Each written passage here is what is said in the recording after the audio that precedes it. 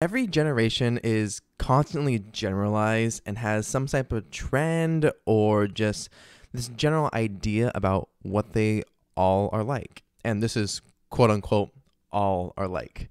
And this is something that Gen Z has not been able to escape either. Same as the ones that came before us, Millennials.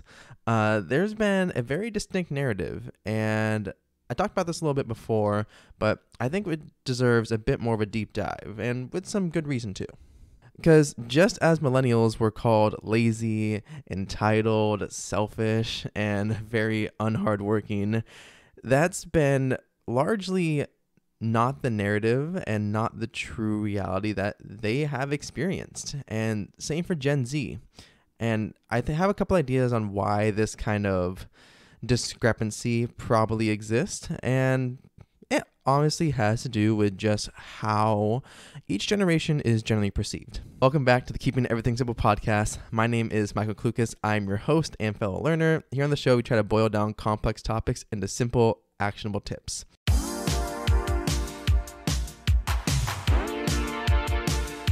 So very recently, the Pew Research Center has put out an article or put out a statement saying that they aren't going to really do these kind of generational pieces that kind of categorize these groups of individuals into one kind of subset. Yes, they're still going to do research based on the actual generations themselves.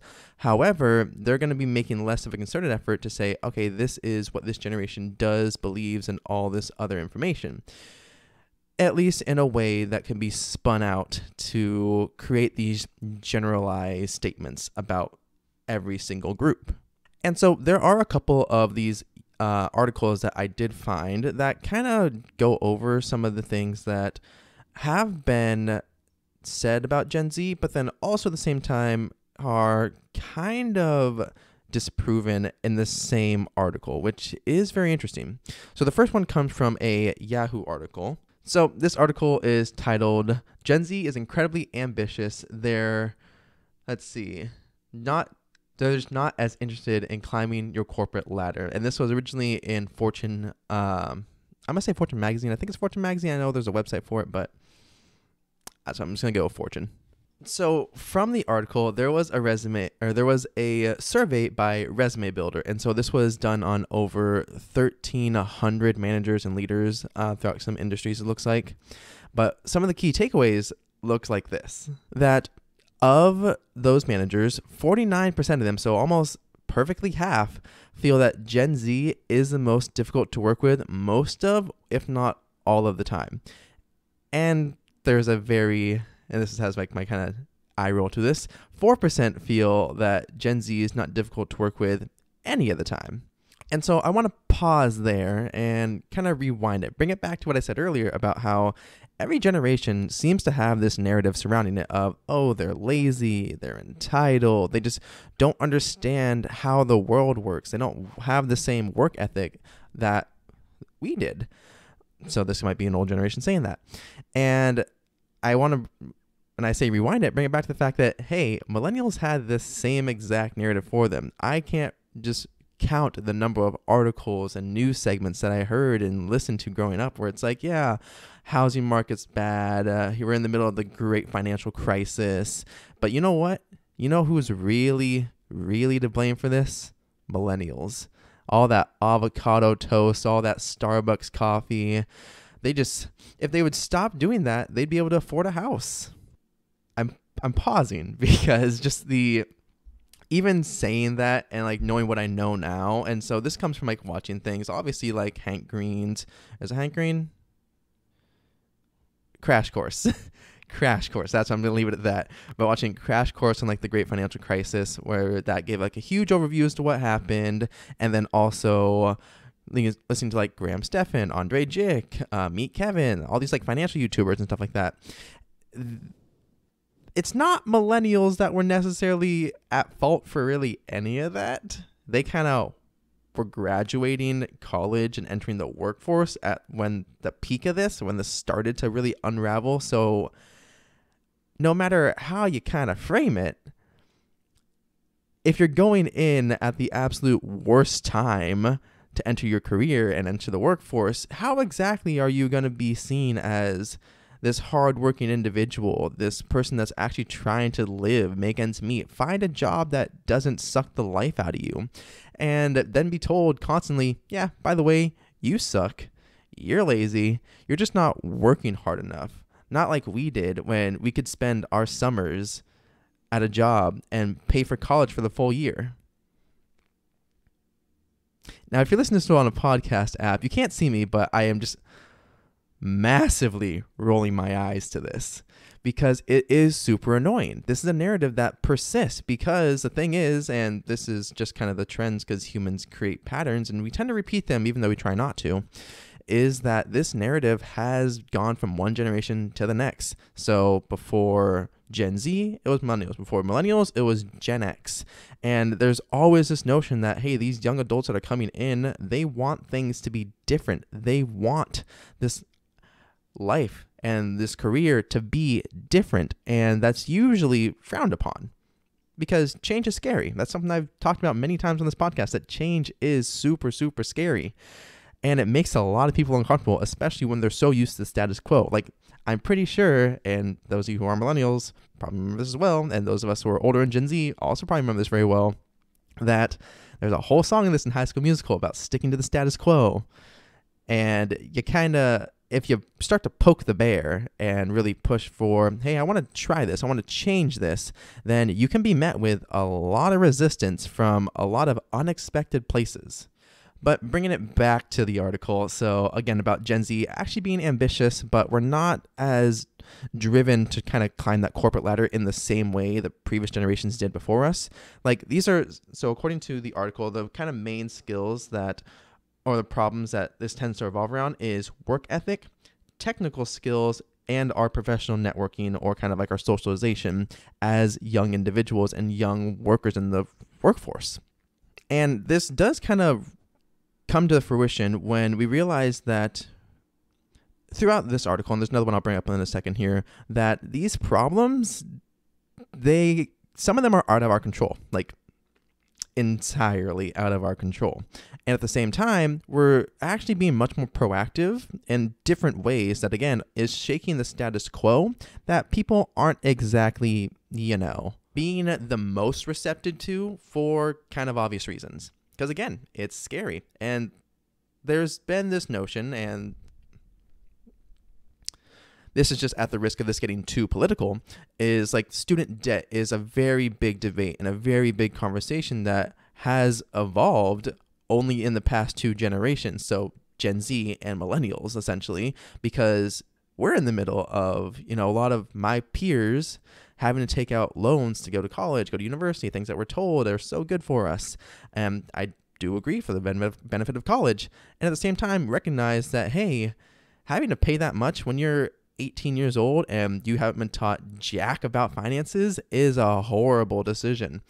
If you understand what you're doing a bit more and are actually able to kind of embrace that and learn about it, then it's a very different conversation. But that's not the conversation we've had. That in of itself is not the conversation that we've been given. And the millennials before us, that's not the conversation they were given. And so now Gen Z, who's going into college or graduating, and the oldest of us being like 25, 26 now and in the workforce, for us, our frame of reference is very, very different than those before us in terms of what climbing that corporate ladder does, and also if it's even worth it, at least to be done in the same way. And so that brings us then to the first problem that the article for Yahoo kind of goes over, is work ethic. So Bank of America ran a survey and found that 31%, so a third of Gen Z, were actually kind of workaholics. Like, we have at least two jobs, generally, trying to make ends meet, but then also have various side hustles we're doing on our own time, again, trying to make ends meet, but then also trying to do things that actually energize us, that actually make us excited, and don't, again, suck the life out of us, because you work to live, you don't live to work. That's like one statement I've heard recently that resonates with me in a different way, but it's because it's very true.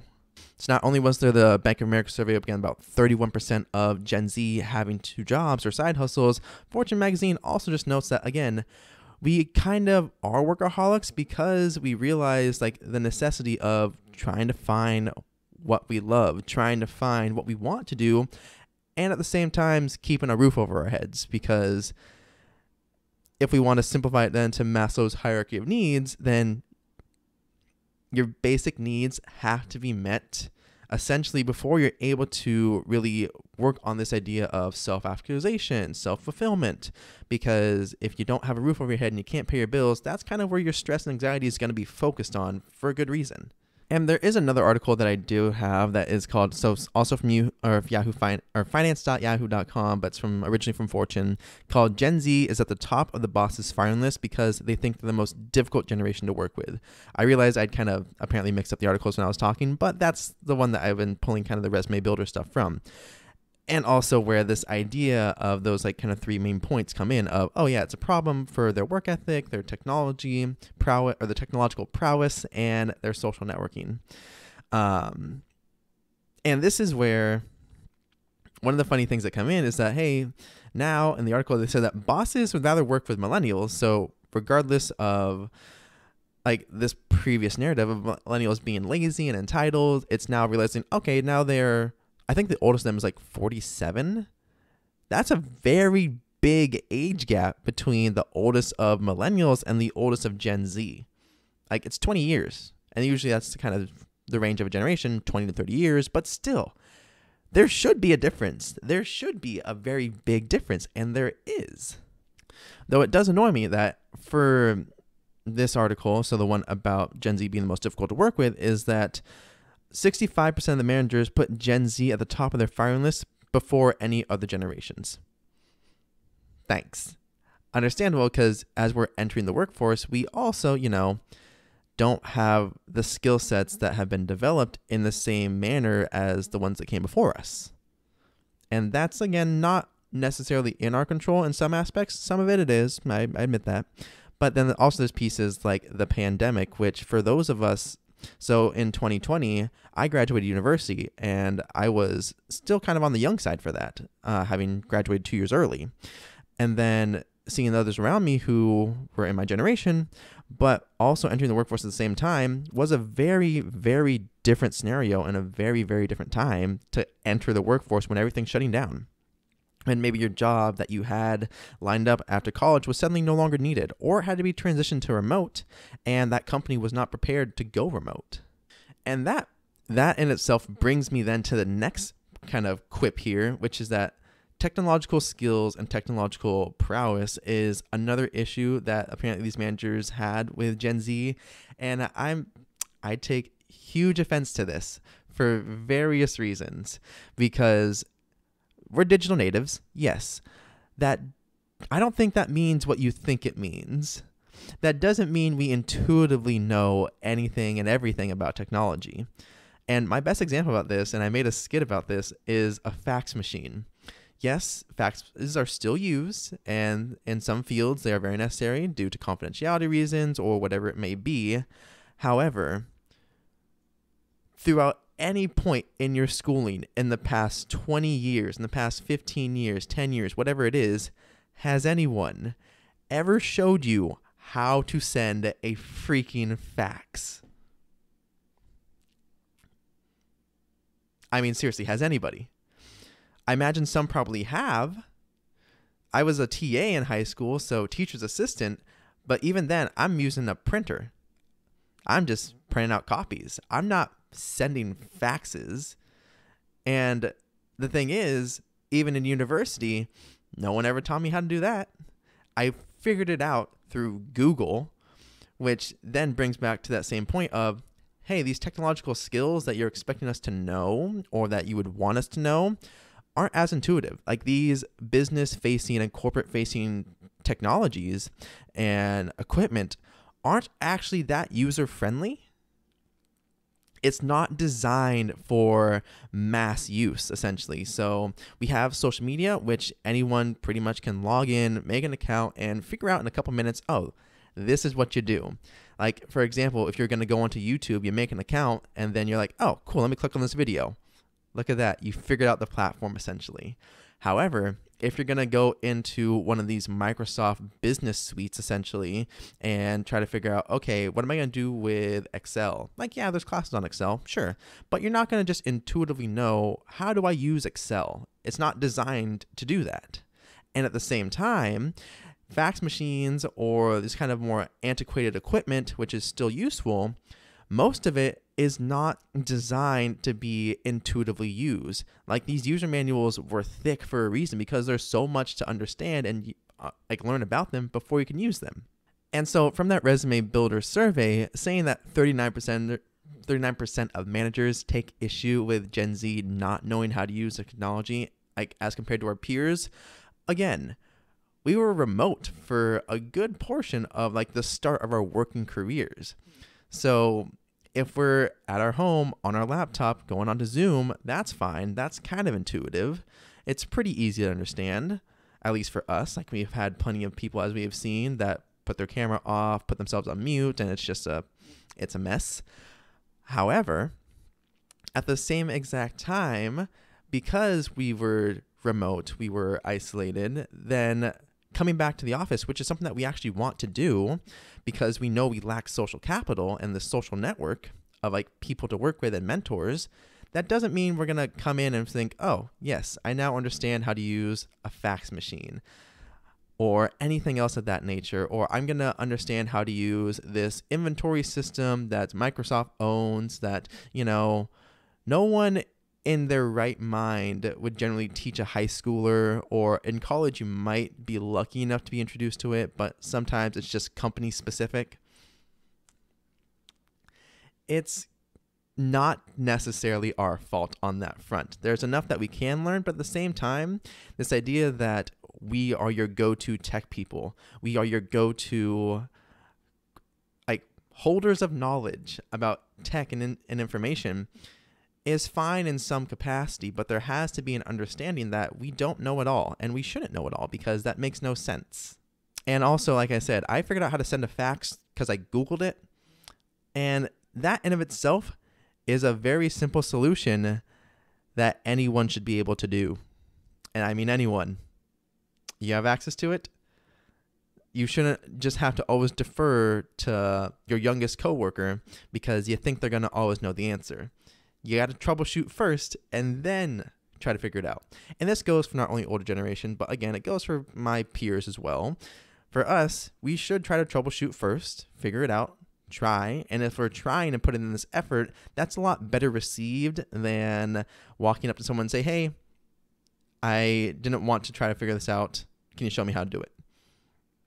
Because it, again, just shows this kind of intentionality and effort, and it's different for everyone, of course, but it's, again, the intentionality behind it. Because if you're framing it as, hey, I want to figure out how to do this, a couple of minutes to show me, versus, which is also good, but then also there's, hey, I Googled it a little bit, so I have an idea, but can you kind of run me through this because I want to make sure that I'm doing this correctly. Both of those are good. They're showing this proactive nature, and then one just takes it an extra step further and says, okay, I started. Now, can you help me? Can you guide me a little bit here? That'd be fantastic. And that brings me then to the third problem that they had, which is kind of this social network, social capital, where, again, I mentioned that Gen Z actually wants to go back to the office. We intuitively understand, again, that social networks, this idea of who you know, almost matters more than what you know, determines a lot of what happens in your career. That's something that we're taught from a young age, actually, at this point in time. I say that, but then I realize that might be an anomaly, but still, it's something that I think most of us have heard at some point now in our working careers, or those of us who are going into the workforce. But again, we want to have this relationship with our coworkers. We actually want to have these healthy workplaces that we can come to, bring our full selves to, and actually feel like we're contributing to the team, like that we're there and it matters that we're there. And so many people have acknowledged the fact that trying to build your social capital, so this is your personal and professional network, is super hard and was super hard over these past couple of years throughout the pandemic. Yeah, you can reach out to people online, but we also know, being social creatures, that humans do interact very well in person, and that's where we as Gen Z want a healthy workplace. We've seen obviously the rise of quiet quitting. We've seen obviously the rise of the Great Resignation and all that stuff that came to pass because there's just this understanding now that if your workplace is absolutely horrible and is just a dumpster fire of toxic managers and drama and gossip, that's not a place that you want to go to work at.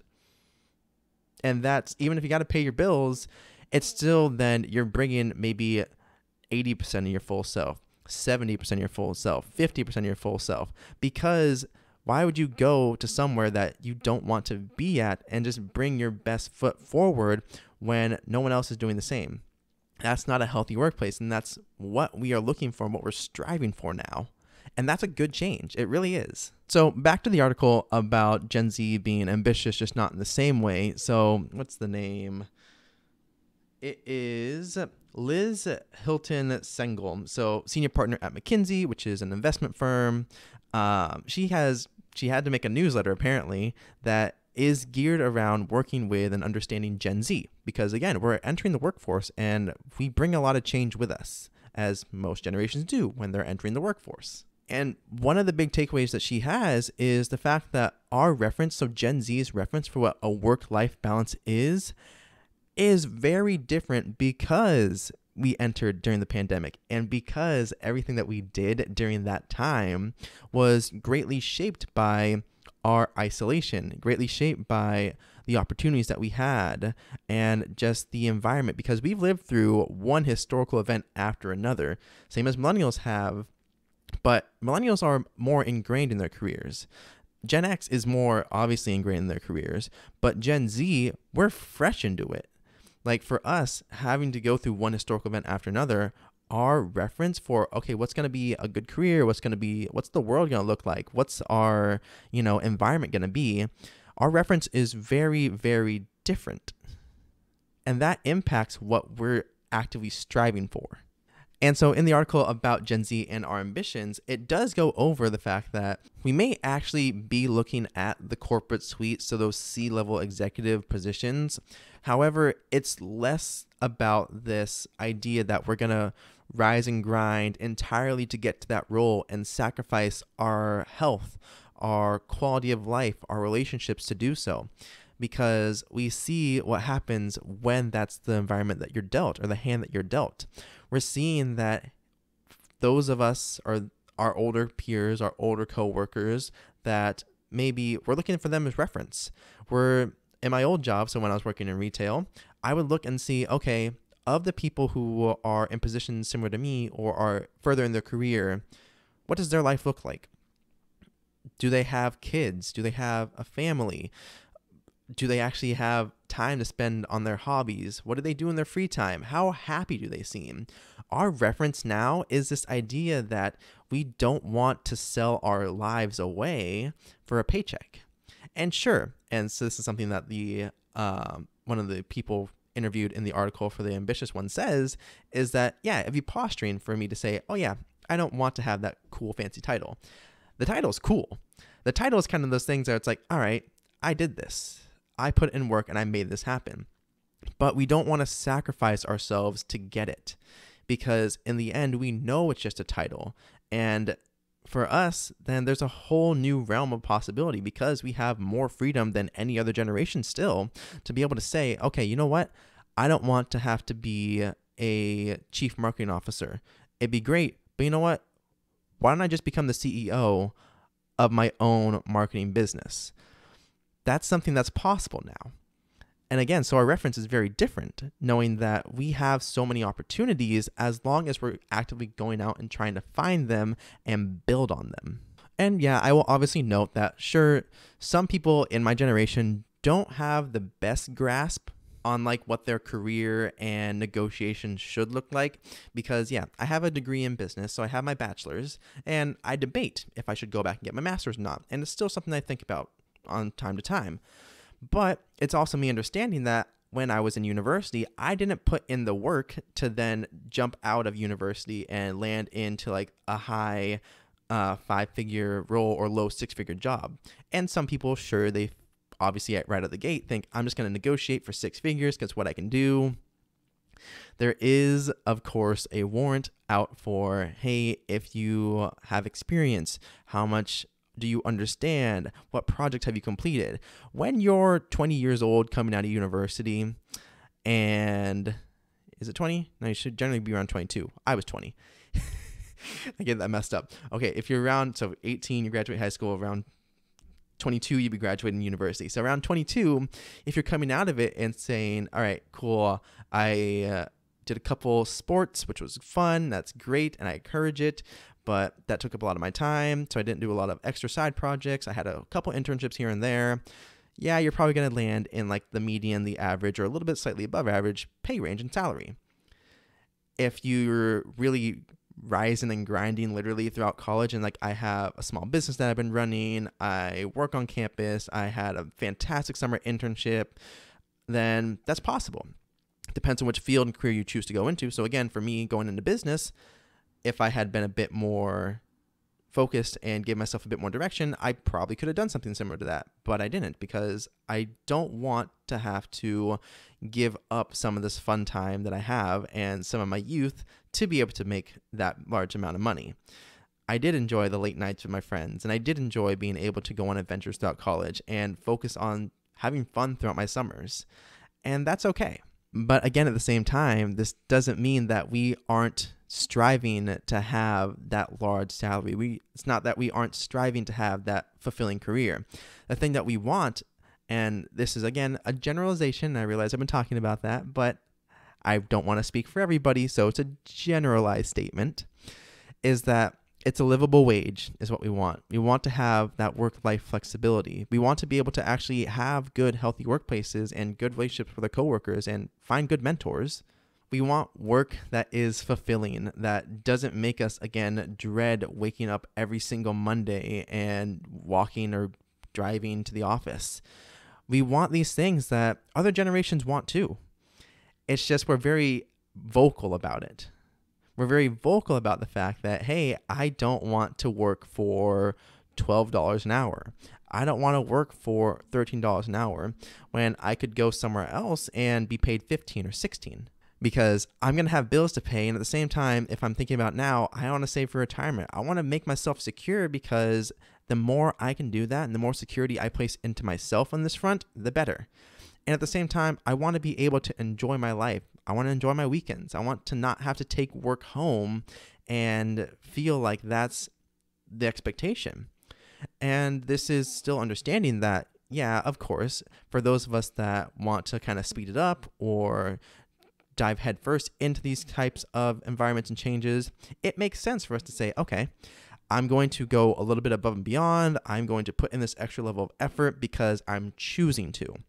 I'm choosing to, and I want to, and it's not forced on me, and it's not the expectation that because they don't want to shell out enough money to hire one more person to take off some of this workload for everybody, that they're trying to force it onto you. That's a very distinct difference that we want to see in our workplaces, and that's what we're actively seeking out. And honestly, it's the best way I can frame this is that for those of us in Gen Z, we're still getting our sea legs. Like, we're still getting to this point where we are starting to understand what the professional world looks like, what the workforce kind of holds for us. Some of us have been in management positions. Some of us are still fresh in entry-level roles because of life circumstances or whatever the situation may be. But there does seem to be this general understanding that we don't want someone else to be steering our ship. We want to be the captains of our own ship. We want to chart the course of our own journey and our own process, and that's good. That is a great change and a fantastic way to look at this kind of life that we lead. Because for everybody, this idea of your journey is going to look very different than someone else's. But that in of itself is going to be helpful for you.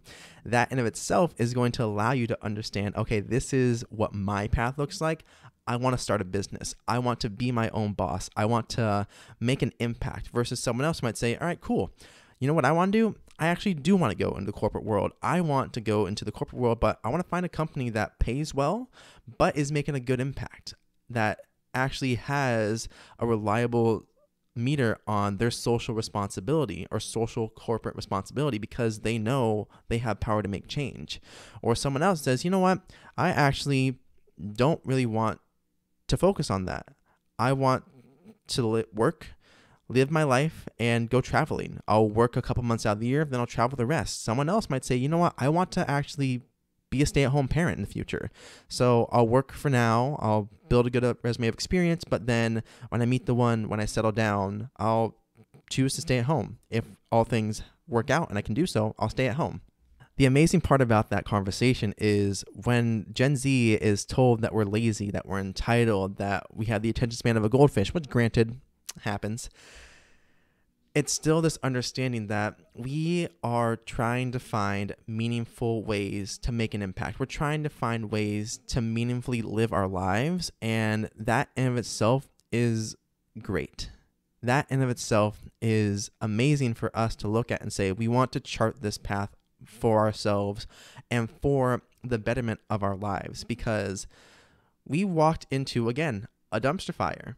For all intents and purposes, the world actually is getting better, and at the same time, there is this sense of hopelessness, and that's something that is overwhelmingly associated with Gen Z, because we're very existential, knowing that there's so much wrong, and knowing that there's so much that we don't have any control of because we're still young. We're trying to enter into this different fields that have barriers around them, whether that be age, experience, preconceived notions in the status quo, whatever it is. And we're trying to break into that.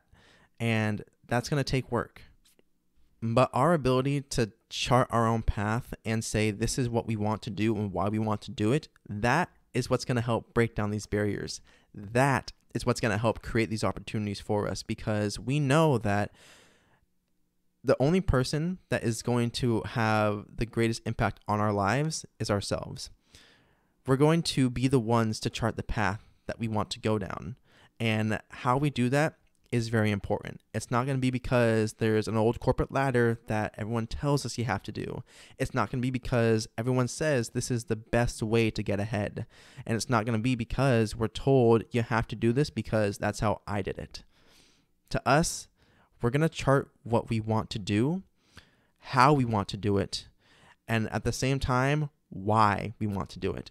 And that's going to be personal to each of us. So yeah, 50% of Gen Z might feel stressed, depressed, and kind of helpless. But that doesn't mean that we're not going to start putting our foot forward. And that definitely doesn't mean that we're not already taking control of the journey we're going on. And so in this game of life, we're taking our own path and trying to do so without sacrificing what we already have, because we hold dear the things that mean a lot to us. And that's something that I believe is a good change that we're going to bring to the workforce. That's something that I believe just shows that Gen Z as a whole can change the world still. And how we choose to do so and when we're able to do so, that's going to be an amazing day. If you're watching this on YouTube, leave a comment below. What are your thoughts on Gen Z in the workforce? If you're a manager, do you like working with them, or do you feel that they are very hard to work with like the other managers did as well? And subscribe if you haven't already. I appreciate it so much. If you're listening to on podcast app, leave us a review on the iTunes store or wherever you're listening to your podcast. Make sure you follow us on Instagram at KES Studios, and I will see you all in the next episode. Have an amazing day, you amazing people, and go out there and do great things.